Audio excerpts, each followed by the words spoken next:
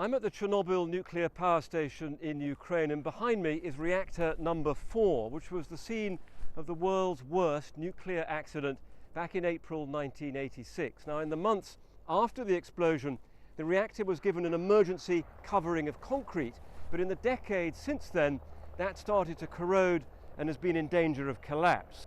So, the international community has come up with an extraordinary plan to build this vast structure, a kind of arch or shield, what they call a safe confinement, that's being built just beside the reactor, but shortly will be slid on rails over it to try to keep the place safe for at least 100 years.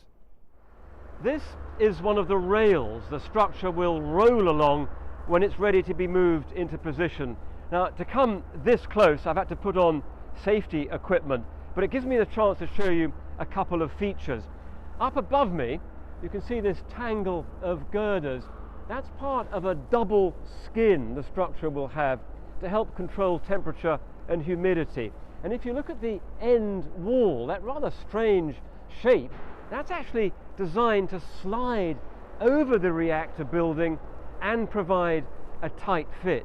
And if you look right up at the ceiling, those rails up there, from there, cranes will hang. They'll be remotely controlled so that when the structure, the shield, is over the reactor, then those robotically controlled cranes will be able to start dismantling the most dangerous parts of the building. Now, an obvious question: if you're this close to the reactor, how on earth do you stay safe from radiation? Well, for a start, this part of the site was decontaminated before this construction work began.